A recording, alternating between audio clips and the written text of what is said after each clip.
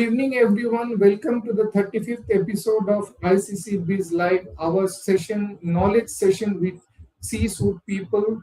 And today we have Dr. Raj Ray, CEO and CTO of companies in USA, and he has groomed 8 startups. He's a multi-talented person in hardware as well as software. I mean, the more said about him, it is less. That is my opinion. But uh, let's hear from the horse's mouth. Sir, request to give a brief introduction of yourself and your organization to our audience.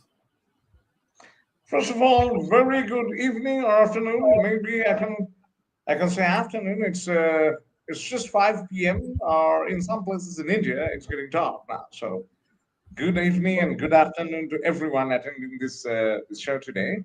Sincere thanks to Dr. Raj Ray for his kind introduction, and sincere thanks to ICC also for giving me this opportunity just to meet you all and to talk to you and talk about what I've been doing in the domain and my entrepreneurial initiatives and all. Thank you so much for that. Introducing myself. That's not a very easy thing to do, but I will try.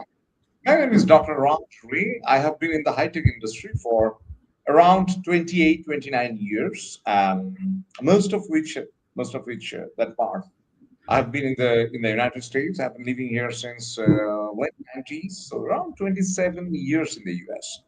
Throughout my career, which is I would say multidimensional and a little unusual. I'll explain why it's unusual. The entire career of 28 years, it has got two parallel tracks. One is hardcore semiconductor physics, chip design, ASIC microprocessor, the pure play VLSI IC design. And the second track, uh, many of you might find it a bit unusual, that's why I say. The second one is enterprise software using different technology nodes, different technology fields like mathematical optimization, data design, ranging from artificial intelligence all the way to what we call as big data analytics, from blockchain all the way to full stack mobile and web applications, from statistical modeling, NLP, generative AI, all the way to system level softwares like a compiler, like assembly, uh, like operating systems, things like that. So yes, so on one side, pure play hardware, on other side, like different domains of software. So that looking at myself, I call myself a continuous learner in the domain of digital innovation and transformation. And in a nutshell, I feel that I bring three values on the table: very hardcore hands-on research development and innovation, even after 28 years. Yes, I develop software and hardware on a day-to-day basis. Number two, experience of building teams just to create products, solutions, end to end, like putting different pieces of innovation together just to create products, software and hardware both. And number three is strategic business, growing the business in a very aggressive manner, winning new clients, retaining clients, exploring new domains. You can call it greenfield projects and all. I have been a serial entrepreneur since 2012.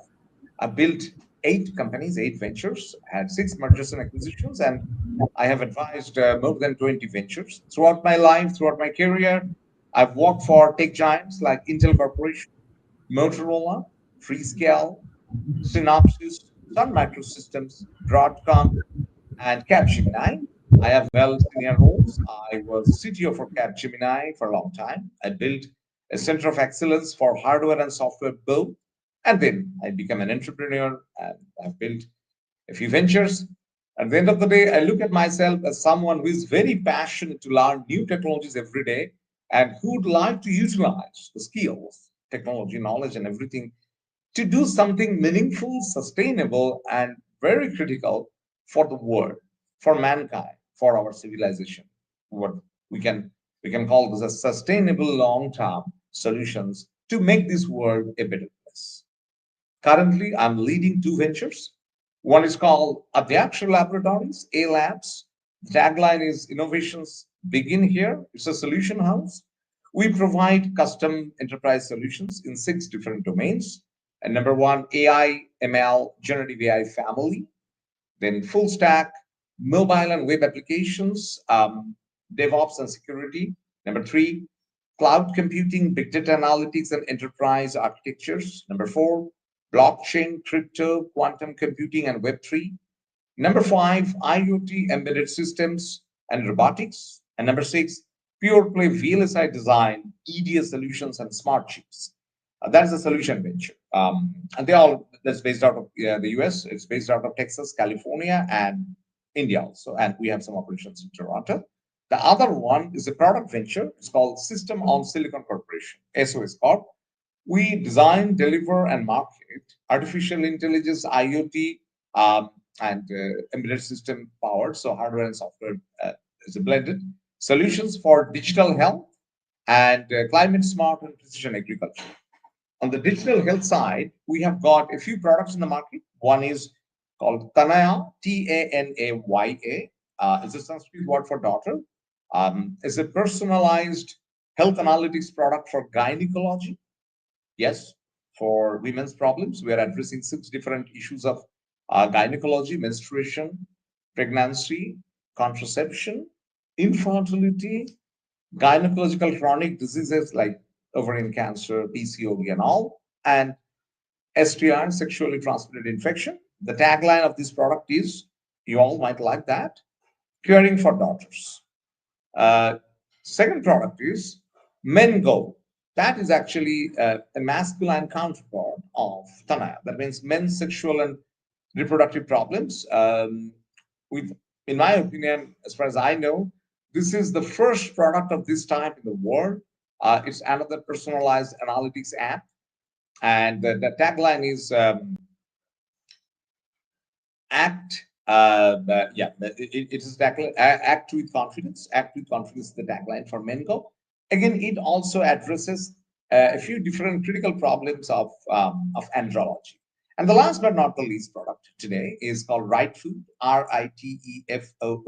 The tagline is track your wellness. It's a personalized diet, nutrition, and wellness applications that can give you guidance about what you should eat, why you should eat, when you should eat, how much you should eat, how to make your food, and how where those food ingredients are coming from. So depending on the ethnicity, age, weight, and other such health parameters, it actually continuously gives you guidance about your food options. The tagline is track your wellness. I told you. We are also working on a few other healthcare products for mental health, for other kind of health issues like say any kind of chronic care management, remote patient management, and things like that. They are going to come. So overall, we are building a very iconic, game-changing healthcare platform. The name is One Health, and what I believe is that we have one word, we have one society. Why not one health? We should have that. And on the other side, on the agriculture side, we are building arguably India's and probably even for the world the most comprehensive agtech platform for climate smart and precision agriculture. It's called Agrotech. We are here addressing three distinct problems of agriculture. And what are those? Those are sustainability, connectivity, and profitability. Just to make the agricultural domain more profitable, more productive, more well connected, and definitely more sustainable. I'm currently working with a few state governments of the country of India, and we are also working with a few other countries in the world. My objective is before I leave this world, I would like to see at least many of our farmers are living with a better lifestyle. And I'm working hard. Our entire team is working hard, System of Silicon. And I strongly believe with your support, with your cooperation, we can make it happen. So that's just a like a brief introduction about Raj. Apart from my work, I'm a professional musician. I'm an independent director on the stage, and I also make indie movies. And above everything, I truly enjoy working with people, learning from people, and trying to pay it forward to the society. Thank you so much. Now, logical question which follows: it what makes what is there in so unique in people like you? I mean, It's a sort of similar thing which we learned in management, leaders versus followers. What made you venture out on your own, and how did you achieve so much success? Thank you so much. I mean, the question is, what actually triggered this journey, right? Triggered this journey of being an entrepreneur, right? So I don't know about the success, and I'm still trying to do something better, trying to improve the situation. The reason I became an entrepreneur, I have to go back. Why do we solve problems, and how can we find out a problem that's uh, something you need to work on? I have my own method. I look at the problem using three metrics. Is it a big enough problem? That is, does it impact hundreds of thousands, maybe millions of people? So it's a big enough problem. Okay. Is it deep enough? That means, uh, can it be just solved over the weekend or maybe a couple of weekends? Or does one need to spend hours, weeks, months, maybe years just to solve the problem? Does it involve hardcore technological research, scientific innovations, and also that is deep enough? And the last but not the least, is it old enough? That means, is it a mature problem? Is it really a problem? Um, uh, it has been going on for a while already. If it is, that means it is genuinely a problem. It's not just a weekend bubble. So deep enough, big enough, old enough, then you can solve that. And let's come to the solution. What is a solution? In my humble opinion, just to address your question, Dr. Ghosh, in my humble opinion, a solution can be only one of four types. Number one, is it bridging a gap in some existing solutions? Number one. Number two, is it actually fixing bugs in an existing situation? Like there are maybe holes, problems, shortcomings, flaws, errors, and all. There might be a solution, but it has got lots of holes. There's a problem, shortcomings. So an entrepreneur can come up with a solution, with a product, something just to fill up those bugs, fill up those gaps, and all. That's number two. Number three, enhancing a current product. Example being like bicycle. Is it a good product? Yeah, it does what it is supposed to, but a motorcycle is just an upgrade, just an upgrade product, right? Enhanced, better, right? Motorcycle is better. And the number four is doing something really new that did not exist. Example, say a solar panel.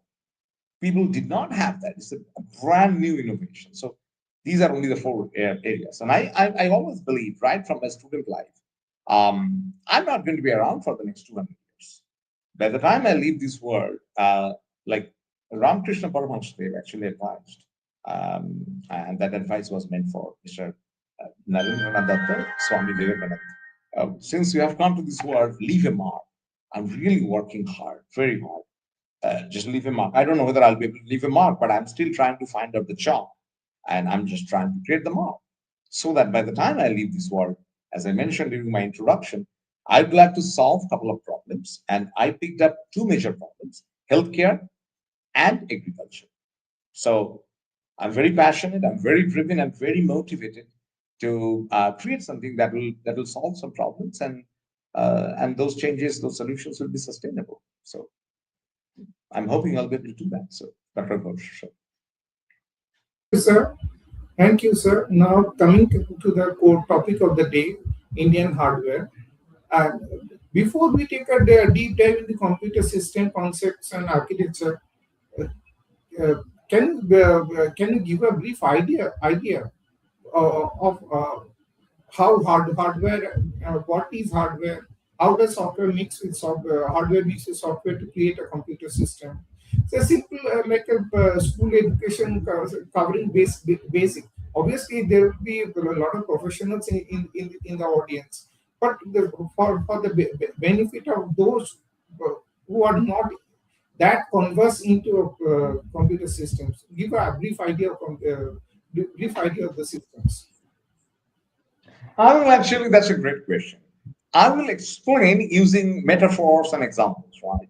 If you look at human body, it starts from what you can see from outside, like the head, different organs, the head, eyes, ears, hands, limbs, noses, and like hair and things like that, right? And then that's actually the hardware. And what is the software? how someone is using those hands and legs and components, how someone is reacting to something, how is someone making decisions. So the entire intelligence in terms of living, moving, doing things, acting, proceeding, looking, using all sense organs and all just to collect information and to process that information and to make some decisions, right? So looking back to the computer system, very similar, right? They are also, if you look at from outside, what do you see? It's a laptop, okay, or it's a desktop, right? And some software is running, which is the intelligence, that's the software. Now, let me explain. Let me break it down further. Um, let me start bottom up, okay, instead of top down.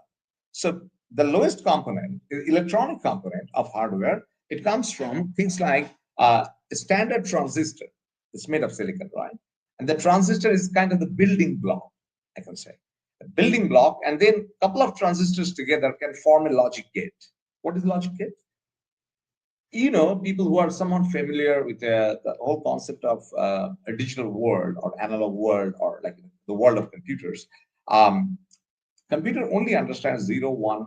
These are the two things. So it's a combination of zero, zero, one, one, zero, one, zero, things like that, right? So from the like atomic component, the lowest level component, transistor, multiple transistor form gates, like say AND gate, OR gate, NOT gate, or even sequential gate, gates that can hold some data, memories, and all that. So then from transistors you get gates, next level. From that gate you get a small subsystem, like for example an adder. You want to add 2 plus 3, so you need to have a logic circuit that consists of some gates. Those gates consist of transistor gates, and then some module or some logical unit. That way you keep building. Then you get bigger module, bigger chunks. Say for example arithmetic and logic unit, ALU.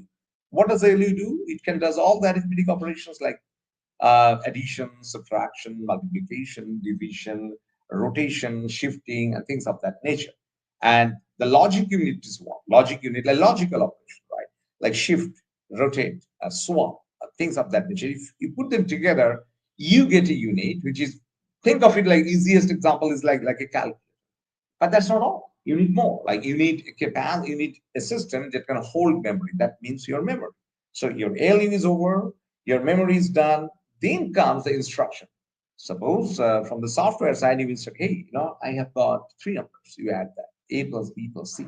So that's an instruction. That instruction needs to be translated in some language that is understood by a computer, right? So converting that instruction to some language that is understandable, there are many different ways. Like from certain languages, that can only be understood by computers. Well, actually, computer understands only zero one, but you cannot really write on zero one. That would be too low level, right? That's why even human beings, we have created languages, right? Suppose if I'm hungry, if I just go show using like, hey, you know what? I have the some hormones triggering me, or there's some chemical changes. No, you just say I am hungry, or in any language. The same way in computers, you just don't go down to the zero one level. You describe in high level abstraction that can be understandable, that's understood by people, and that can be transferred. So I'm just explaining from both sides, hardware and software. So that way, going up and up, you create a motherboard that has got a lot of different sub-circuits like adder, subtractor, ALU, control unit, memory, maybe like buses. Like what is a bus? Like data transfer. If I talk to someone, I may yell, I may shout, that information will go to someone. I pick up a phone, landline phone, or a mobile phone. It goes to certain channel, right? It basically reaches the destination of the person I'm talking to. Or if I'm sending some kind of mail or something, it goes to a page. So there are different ways to communicate, communication channels. In the computer world, we call them buses, different types of bus, data bus, control bus, and there are different ways to transfer. If you look at your computer, you will see a lot of some sockets on the right hand side, left hand side, and back side. One is meant for power, maybe USB ports, maybe some other kind of ports, maybe you connect headphone to one of them. I mean, depending on the computer type, there are quite a few such slots and maybe additional memories and all. Those are different ports. And in human body, what are the ports? You hear through your ears, you look at something and you see with your eyes, you speak with your mouth. Some of them are input only, Some of them are output only, some of them are IO, right? Okay, so for example, look, eyes. Like basically you are only collecting information. Like you are, so it's input, but there can be output also, like mouth. You can eat, you can throw something away, you can talk. So input IO devices and also input. So that will actually lead me to the concept of peripheral devices. A computer has quite a few peripheral devices like mouse. There can be printer, there can be fax machine, there can be modems, there can be cameras and things of that nature. That actually makes the entire computer system, right? Now, digging down deeper, in order to make things happen, so people build. There was a time people used to build with hand. Like a system used to have maybe, I mean, 10, 20, 50, 100, 500, 1,000 transistors. But if the number goes up, 1 million, 10 million, 100 million, 1 billion. So it's definitely impossible for human beings to do those things manually, right? That's when the automation process, the entire process of microfabrication, and the entire domain of VLSI IC design, starting from the concept of architecture all the way to the silicon. I mean, that has come up. You can elaborate further, but I think that actually gives you a very brief definition of what it means, the hardware, and how it's related to the software, different applications, and all. Dr. Ghosh, I think that's I'll just elaborate later. So on that. Yeah, very good. That that is that is an elaborate answer, no doubt. Now coming to a bit more micro level, CPU, memory, registers, instructions to connect with each other. How do we build and connect these step by step? Okay, sure. So fundamentally, to address this question, it's basically how the entire system is built, right? So the entire process is called VLSI IC design, which is basically concept to silicon. Okay, and that's exactly what we are missing. At least we are not having that setup in our country the way I wish we should have. Right? So from the idea, from the concept, it starts with the architecture, like what kind of pipeline design, what kind of multi-core modules, and any computer system can be like any computer, any you can say like a CPU or something, central processing unit. It can be one of four types, right? SISB, single instruction, single data. So only one set of data, one instruction. It's like 2 plus 3, 5.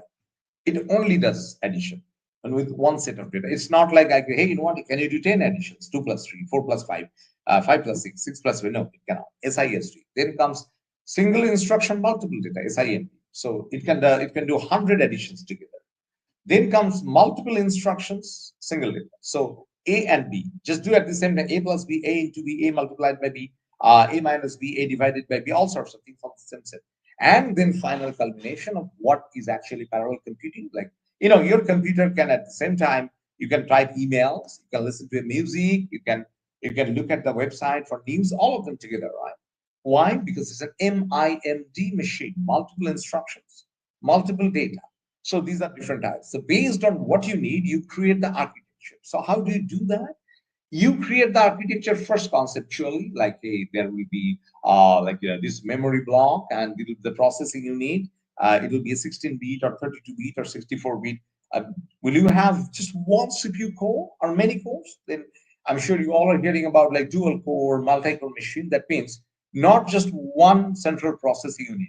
Multiple copies of that will exist on the same chip, and the chip size is just as big as maybe the nail of a mature guy. But on the nail size, millions, hundreds of millions, billions of transistors will sit. Just imagine. It's like an amazing, unthinkable, right? Yes. And I will explain how it has been possible to build something that human beings cannot even think of, right?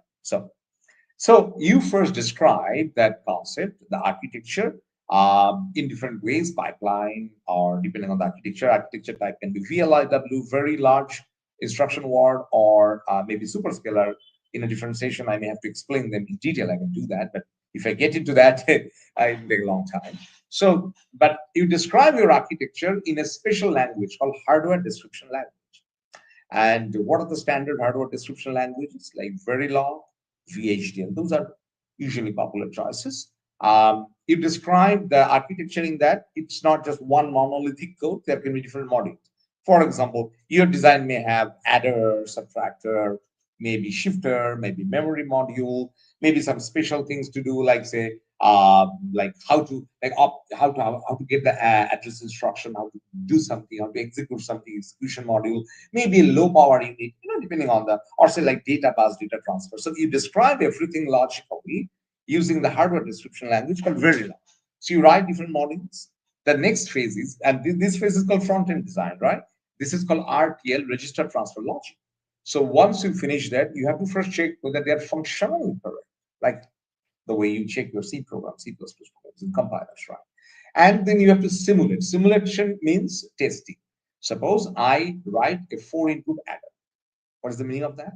4 input. So 5678, 5678, you add to 1234. 1, 2, 3, 4 plus 5, 6, 7. Now here, it's more complicated. A 4 there can be 10 such symbols, right? 0 to 9. But in the computer world, only 2, 0 or 1. So for example, 1100, 1011. I want to add this 4.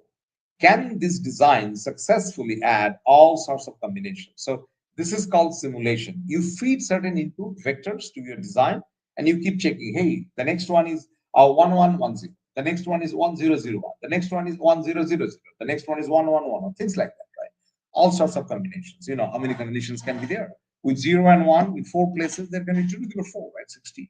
For each 16, there can be other, that side, like no, the A and B. So that way you verify the syntactical part, you simulate for the functional part. There are a few other types of verification called formal verification, just to prove if it is formally correct. Then there is switch level verification. If it is analog side, it's a completely different game. This is called digital verification, digital logic. For the analog side, it will be spice simulation. That means in the analog side, you describe that there is not really binary. You get the real voltage. Like in this world, in the digital side, 0 and 1. What is 0? 0 means 0 volt, 1 maybe 1 volt or maybe zero point 0.9 or something. It's too distant. But what happens to all those voltage levels between 0 and 1, 0 volt and 1 volt? In the analog world, they are important. So 0 0.1, 0 0.2, 0 0.3, all these things. In the digital world, you create a threshold. Anything less than 0 0.5, all 0. Anything above 0 0.5, all 1. So just to make things better, threshold, right? But the analog world, you get the full package, the whole 9 years. So there, the simulation part is done using something called SPICE simulation that was created in the University of California, Berkeley, right? So that's very rigorous, very extensive, very detailed.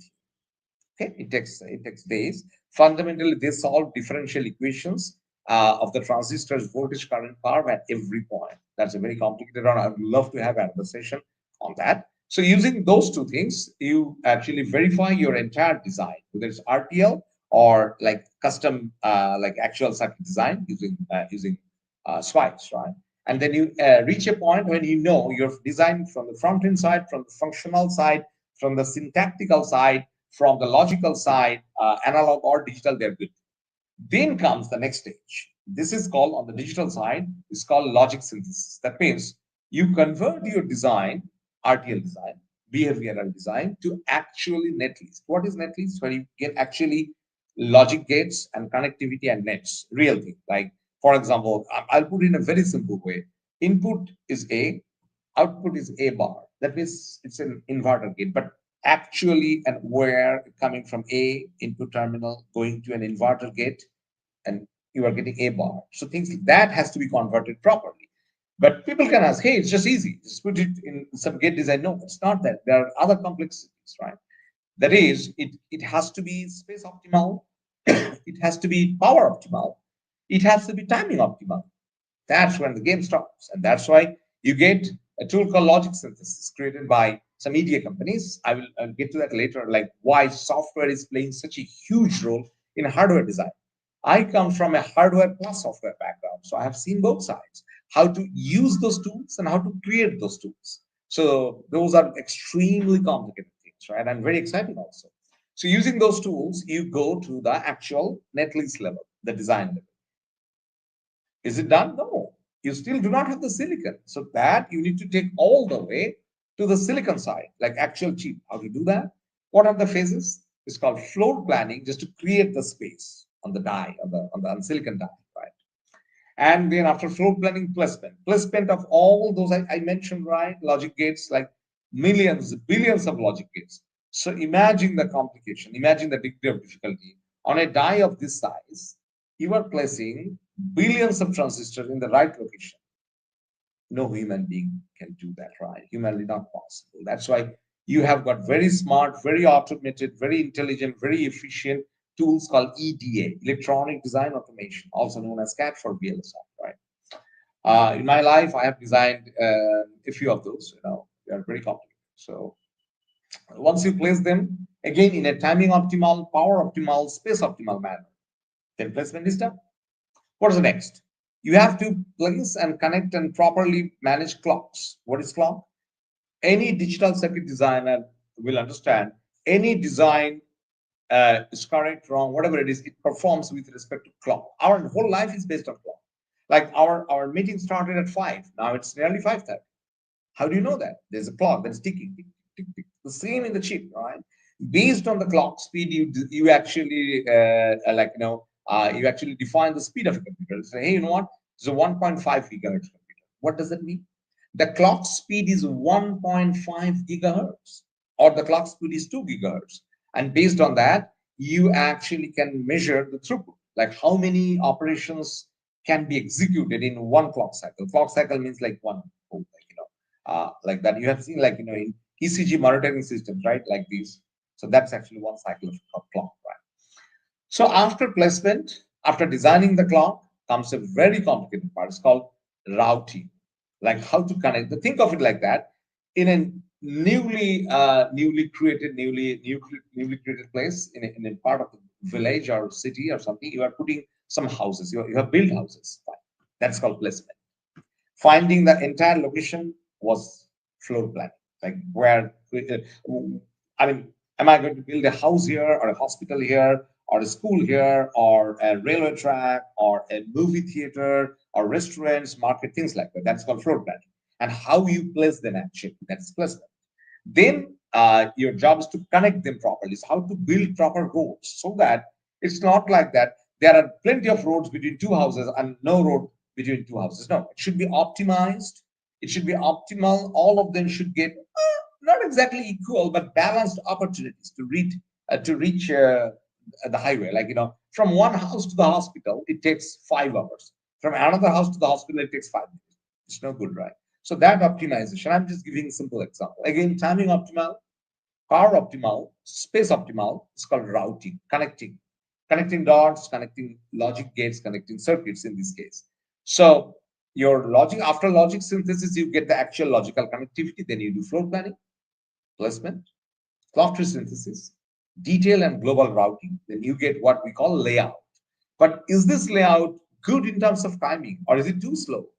Does it burn a lot of power? If I run my computer or mobile phone, will it catch fire within 2 hours? That's no good.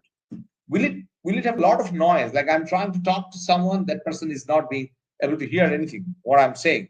Uh, if I say, how are you? He'll say, cow are you? He say, oh, you are calling me cow? No, I'm not. I'm saying, how are you? But he's not getting that because of the noise. So it should be noise optimized. It should be power optimized so that it doesn't catch fire. It should be timing optimized. It's not like I'm calling someone and that person is getting my message after 1 hour. So nothing will work, right? So this is called timing optimization, power optimization, noise optimization, and finally layout verification. Earlier I mentioned logic verification, functional verification. Now I'm talking about actual layout, actual silicon layout verification. Once that is also done, it goes to the fab. And there we create like something called reticle, which is like a stencil, right?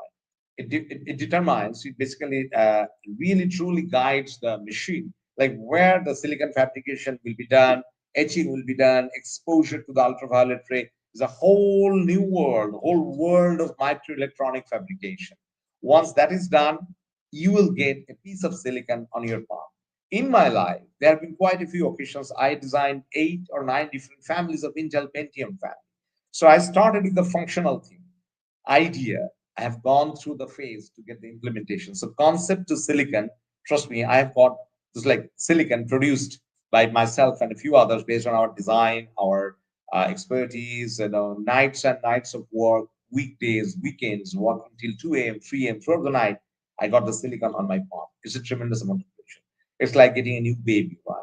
So, in a nutshell, that is the entire story of building a chip. And after that, you put many such chips, you create a system, you create a motherboard PCB, and you put multiple PCBs just to create a block, and you put multiple such blocks and units just to create an entire system, like the computer system or a router, a video con washing machine, or any other washing machine, your microwave oven, or any electronic device that you can think of, mobile phone, to like large motors and also different pieces of a silicon. So that's the story of building hardware systems right from scratch.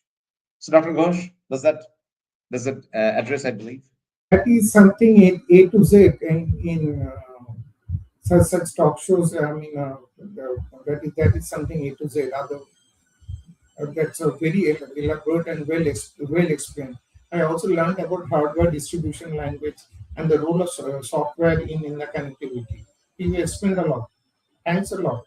Now let's come to the to the application side.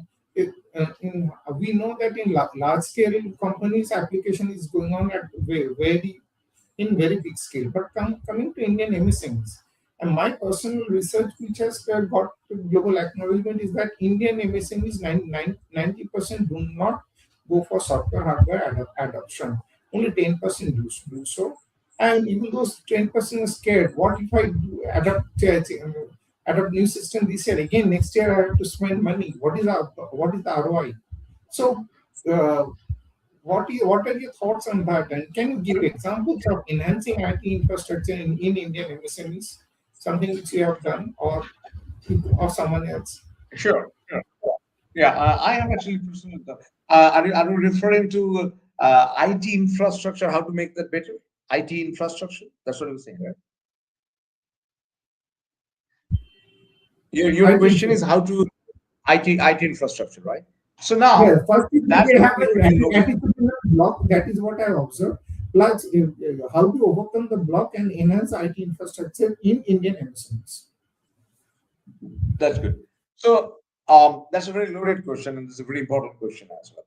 In IT infrastructure, if I look at IT infrastructure, if I just break it down into different components, one side is basically the hardware side of things, another side is the software side of things, and another side is basically the system level integration. If I just put these three components of the IT infrastructure, the system level infrastructure, meaning the servers, the computational power, the storage, and the entire environment. Like these days, because the cloud computing has become so prevalent, the load of maintaining servers, managing a lot of in-house on-premise servers, I mean that load is not really as it used to be many years back, right? So thankfully, the cloud computing is growing at a rather fast pace, and I believe the internet speed in India, I mean, I think the situation has improved leaps and bounds, right, over the years, which is good, which is great.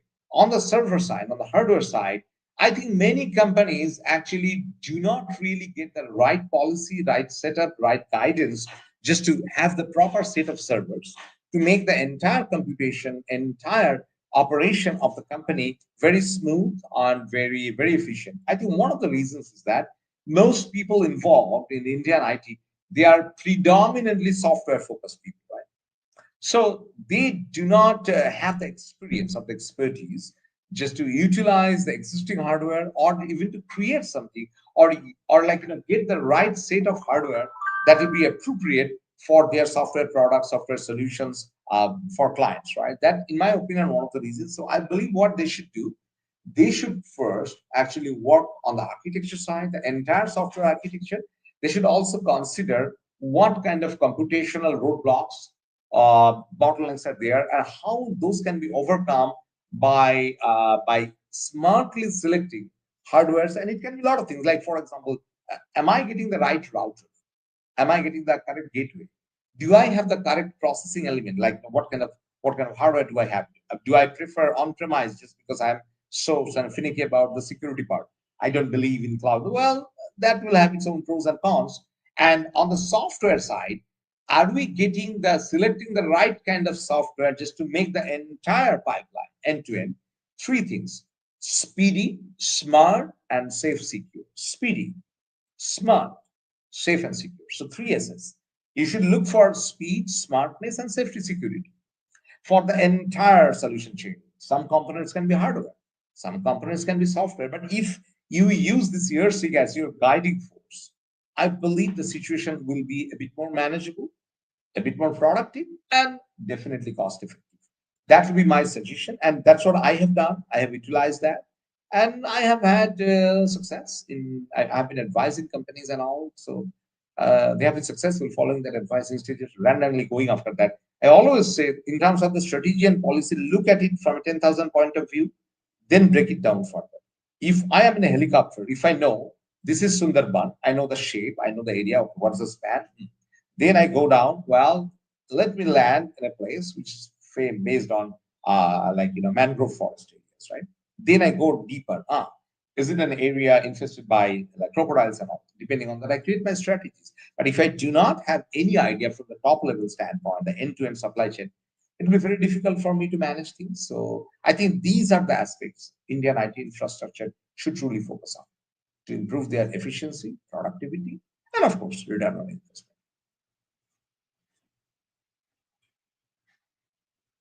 Hello? How far have we progressed in make in India? Have we building a domestic component system like PCB, sensors, display models? Are we building semiconductors? That's a fantastic question. I love this question. I have been very vocal about it, and not just for like in a couple of years, for last 20 years. I've been very vocal about it. India has got a lot of tech companies like TCS, like Wipro, like you name it, IT giants. And each company, like I believe, employs like 300,000, 400,000. So on an average, if I pick up, say, like, like five top Indian IT companies, and on an average, they have, say, 300,000 people. So that means 1.5 crore smart guys. If I take purely technical people, at least 1 crore techies, all right?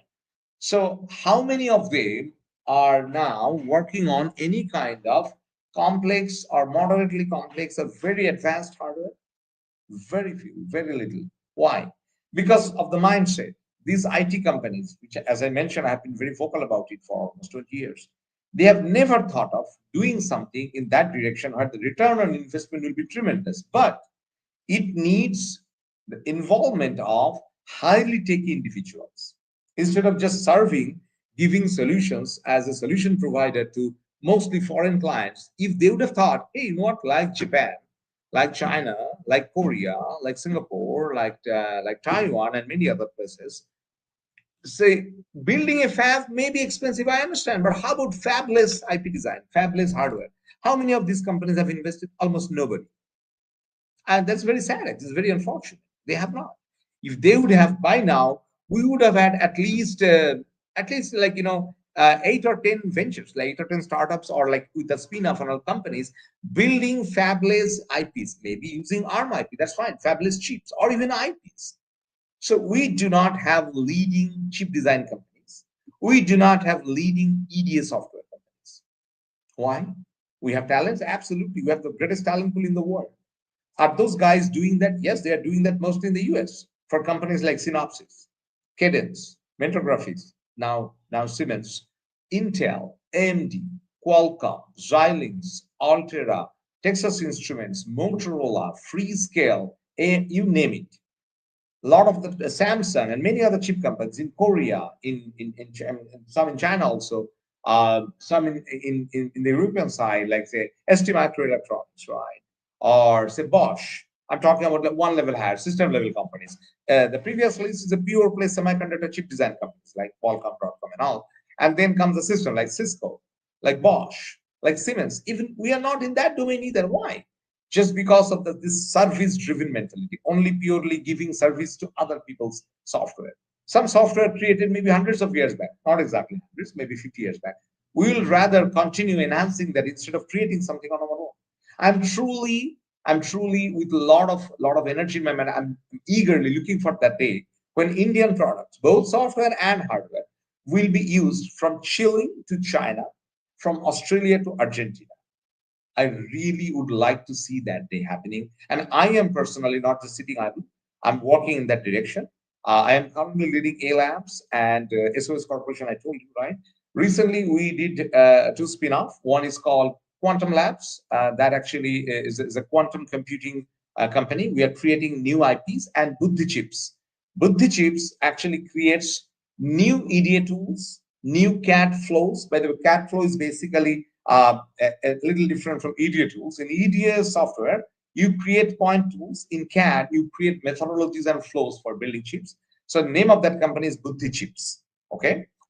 We are working on our new products, our own flows, CAD flows, yes, powered by AI, our own EDA tools, cloud-based, pay-as-you-go, AI, ML, big data powered EDA tools, primarily for the physical design side. It's called Badal.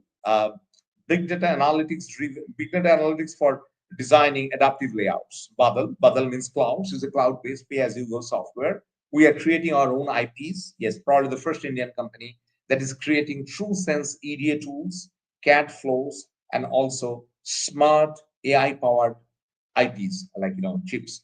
So yes, but my dream is I would like to see more such companies building those products, and something that I've been very unhappy about, that India does not have those semiconductor things. India does not have EDA tools. India does not have those kind of software from, as I said, Australia to Argentina, from Chile to China. I want to see that day. And I am also doing my part. We are all working hard to make that happen out of India. So, what lessons can we learn from Taiwan and South Korea in building semiconductor leadership? And of course, we are a economic superpower. We are among the top five. We don't have a telecom building company. We don't have a semiconductor building company. So, I mean, and we have, as you said, we have been focusing on providing services on somebody else's platform. So, Yeah. are we really changing ourselves, or I mean, what are Actually, what there's a famous what saying. have we learned, and what are we doing to implement the Yeah. lessons learned? Yeah, in terms of we, the government is actually putting some focus on that. There's impetus on that. I can see I am actually well connected to Niti Aayog and Startup India. I'm very excited to let you know that quite a few things are happening. Some initiatives from the government side, but things haven't happened since 1947. Throughout 60s, 70s, 80s, and major part of 90s, India, we unfortunately did not focus on creating our own IPs. We always had the best talent pool. As I mentioned, I've been living in the US for a long time. I've worked with people from many different countries. I can confidently say India has got by far the best talent from the northern part to southern part, from like the deep northeast to the west, everywhere throughout the country. But have we utilized them to the fullest extent? No. Why we haven't? Because of the problem in our policy. We really need to shift the mindset from purely service driven mindset to IP oriented mindset. And I'm very hopeful. I'm an optimist. I'm eternal optimist, and I still believe it will happen. Well, there have been delays due to a lot of other political disturbances. We have great neighbors, so uh, you understand. That's why the government had to make the country safe and secure, and we have to protect its citizens, right? So that's why our country, because of our tremendous, outstanding neighbors, who made sure the government will always be busy in protecting our country, government couldn't find time to focus on that. But since, why I'm very hopeful, very positive that we can compete against, may not be overnight, with Korea and Taiwan, because there is no scarcity of talents in our country. Okay, many people will say recently, going to the US and all, it's become very difficult due to several, policies, visas, and all, right, in the US. I would rather talk to them. I would rather I have my 2 cents to all of them. Take it in a positive way. Utilize that just to build something in true Make in India spirit. We can do it here, and especially today, fabless semiconductors is possible. Can we build some fabs like Taiwan? It might take some time, but possible. But can we create great hardware IPs? Absolutely, we can. Absolutely. I'm telling you, if I can get 8 top of the line interns from top of the line educational institutes in the country, I can build, and which I'm doing already, awesome EDA software and world class cheap IPs. And universities should also look into their curriculum. Still today, electronics engineering, electronics and telecommunication, electrical engineering, and computer science students do not learn about modern ways of building chips. They still learn something that has become obsolete even before I was born. They're still learning that today. That technologies from 60s, 70s, 50s, 60s, 70s, 80s maybe. That's what they're learning to do. Why? They really need to look into their curriculum. They should modernize them. They should introduce those kind of concepts which I have explained so far. And I think it's entirely possible. I really hope that they will wake up, they will start doing that. So that's my vision, Dr. Ghosh. I would open the floor for questions for public to raise. I have still 2, 3 more questions to go, but people can raise their questions Yeah, let's see. because Yeah. not every day we will get a hardware expert like you.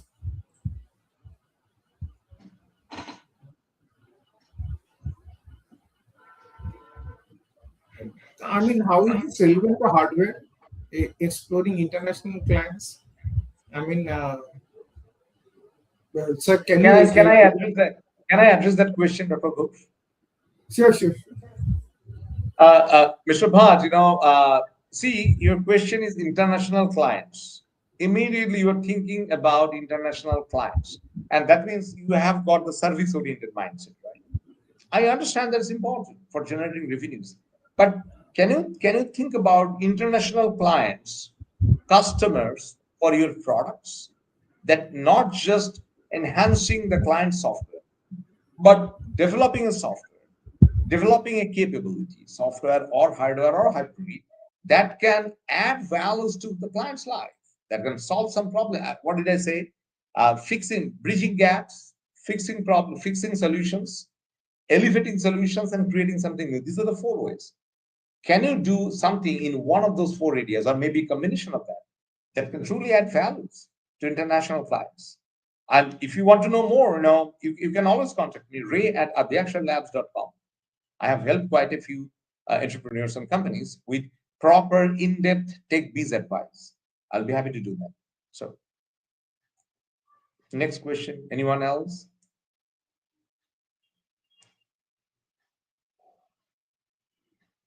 In finding genuine database of buyer. Dr. Ghosh, would you like to address that? I cannot hear you. The data, how is data is related to hardware and software? I don't think. I think we may avoid that question furthermore. I have one question on hardware. Do we? No, there's another question on tech. Now, my question is, do we get support from Microsoft other? Windows 95. People are still using Windows 95. Wow. So here, listen to my question. Do we get support from other countries in building hardware? Like I have heard something about outsourced semiconductor assembly and testing. What is that? Okay, that's actually a very important thing. It's basically creating an ecosystem, right? So, okay, let me give a very simple example. So, assembly testing, you build one chip and then you put together like different components to make a complete product, right? It's one thing to build an innovation, like for example, say this mobile phone. What is there inside? There's a chip. It may be Qualcomm chip, Snapdragon, or it may be any other chip, like it's a Samsung phone. But it also needs a few other components. See, OSAT, so assembly and testing. That means you are putting different pieces together just to build a complete product. Some component can be the chip. There are other components like speaker, the camera, any kind of power detector, any kind of computational device. So instead of just getting into the actual core chip design, which needs strong expertise, I mean, uh, some folks are saying that India might get into that OSAT ecosystem and can do better. Yeah, I mean, this needed, definitely needed, but I personally feel developing fundamental expertise, core expertise in chip design in India That is going to be the game-changing proposition for days to come. Very good learning point from you, sir. Core chip design should be the first priority. Now, I think so. coming back to the question of Windows 95, we can that brings me back to my point. 90% MSMEs are averse to software and hardware adoption. Only 10% I have observed. Why this mental block? That's a good question. Money or lack of applicability or what? I think fundamentally it's basically the mindset and culture. Okay. So, see, the first, I mean, what is the meaning of entrepreneurship? First of all, many people have a misconception. Entrepreneurship means making a company, building product and selling and making money. In my humble opinion, the concept of entrepreneurship is that using the knowledge or this technical, scientific combination of that, or any other marketing knowledge or economic knowledge, financial, or any kind of combination of different knowledges, how you can put together a solution, a product, or a combination of product or solution to solve some problems. I told you at the beginning, right? The problem big enough, deep enough, old enough. You pick up a problem. Can you create a sustainable solution that will not only add values to people, will fix problems, will improve the situation, will bridge the gap, and will make a positive financial impact? So first thing is that, can you think out of the box? Can you come up with some solution? Do you have the time, energy, passion, motivation, and the zeal? Yes, I will do that. Yes, I will make that happen. Do we have that? If someone has that, and then someone starts the journey, that is called entrepreneurship. I think many entrepreneurs, so-called entrepreneurs in India, miss that point actually. Windows 95, for example. Why would someone stick to Windows 95 even in 2026? Because there have been various versions of Windows after that, and many of them are free. And even like in universities and colleges and all, they're using like stupid versions of like Windows, like say the latest version of Windows, even so Windows 8.1, say, if not 10 and all. I mean, Windows 95, I absolutely cannot believe that someone will be using that. That itself is shocking to me. So that will be my answer. Sir, I have a question about considering the recent AI summit in Delhi. How effectively are our current policies aligning semiconductor manufacturing with the needs of emerging AI hardware? Okay, can I take that question? Dr. Ghosh, I'm taking that question. Please do. Okay, so now government policy. So some of the policies that we know, some we do not really know. It's hard for me to comment on government policies, right? So I will only get to know, or all of us, that's true for all of us, we will know that policy only when they are publicly distributed or announced. But if you want to do AI powered hardware, so let's start with that. Are you trying to build AI powered hardware? If you are, so why do we have to depend on the government policy? Can you help me understand that? Suppose, for example, you want to build a CNN-based hardware, or you want to build a deep learning accelerator, or you want to build a neural processing unit, a simple, you want to build a TVM compiler for a certain specific application and all. So why did you start doing that? Why do you have to depend on the policy? You can actually check the market very thoroughly. You can find out what are the gaps, what kind of chip do you need, which is AI powered, and why do you need an AI powered chip? Maybe you need that just to accelerate something which is not super fast in AI software. Then you want to put it on a hardware. You can start with FPGAs. You don't have to go for immediately fab. So when the fab is built and all fine, we'll see that. But do you actually have the idea? Do you have the skill or the background to start developing an AI powered hardware architecture? Do you? Can I get that answer? Then I can actually go to the next level. The gentleman or the individual who asked that question, I'm asking that person. Hello? Oh, okay. So yeah, so please focus on those. Focus on those aspects. Start, and if you need more, if you need longer discussion, as I mentioned, you can connect with me. Let Give your me email write ID. my. Give your email ID. I just wrote Or it they here. can write to us, and we will connect them to you. I just typed it here. Will that be fine? Yeah. Ray at Adyakshar And this is my WhatsApp number. I'm giving my WhatsApp. It's very easy to connect. And I hope you, the gentleman or the lady, I'm not getting any answer from you. You can No, find me on LinkedIn also. There are so many different ways to get me. there are some more questions we can show them. We have 5 minutes. We can have 5 minutes more. No problem. Yeah, let's wait. Now, it's exciting to get questions. Then I will understand that people really paid attention, right? People actually love that. That will motivate me. That will inspire me to come to you again and to talk about different topics like that. So,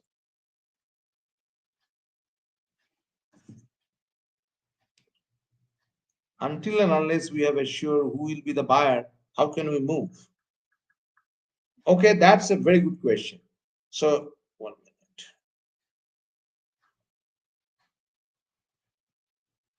Okay, so what's your product, first of all? Your product can be of different types. Is it something to do with seeds? It can be fertilizer, it can be pesticides, it can be a process, it can be a marketplace, it can be like plant-based products, maybe something like say any kind of millet-based food products. And so I need to know what is your product. Then I can answer how you will find out who your client is. So could you please tell me, sir, what's your product or what are your products, please? Anybody? I'm here. Which products are you talking about? Okay, let me answer. If you want to sell your products, like say agricultural products, Agrotic has a place, and we are our in fact, Dr. Ghosh, this also very, you might find it very interesting because you are an economist. We are trying to cut down the layer of middlemen. Okay, okay. We have heard of e-Mandi and these and that farmer producers organization, but did they really help bridging the gap between the producer and the consumer? What do you think, Dr. Ghosh? Do you believe those efforts or those initiatives actually have made difference by cutting down the middle layers? No, I don't. If you ask me, no, I don't think so. Maybe even if it has, minuscule. I still get news in the media that people are letting tomatoes rot in the field because they do not know how to reach out to the client. Raise and fox nuts. Okay, thank you. So we are actually creating a platform in agrotech where the connectivity is ensured with a certain motto: soil to foil. That means any fruit, any vegetable that grow, that I mean fruits, and they grow in the soil and they go to the foil of a guy. So there is no middle layer. So what is the way to know your clients? Do some internet research. Check the condition. You said maize. Maize, okay. Maize can be used in many different domains. Number one, directly maize-based, corn-based products. Then high fructose corn syrup that is used in a lot of processed foods.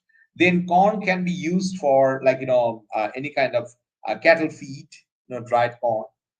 Then corn can be used as like the source of ethylene for gasolines and petroleums and all. So you have to find out which segment of which segment of clients you are looking for. So I need to understand your go-to-market strategies. Then I can help you create the following things: client acquisition method, client retention policies, go-to-market strategies, your revenue channel, your TAM, SAM, and SOM analysis, total addressable market, serviceable available market, serviceable obtainable market accounts, the market analysis, and then the revenue projection with smart milestones, smart goals, like how much you can expect in say 4 quarters, 8 quarters, 12 quarters, like that. If you have all these things, that's great. But if you need any help, myself and someone who we do that all the time, because I have been in the actech domain. So I would love to support, would love to help you, sir. So contact me at your earliest. I mean, this forum is a good place, but it takes like a little longer just to discuss all these things, right?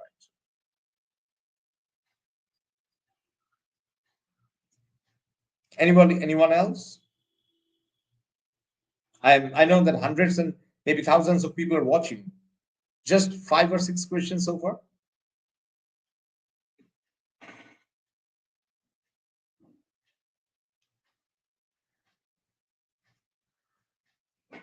Sure, absolutely. I love that.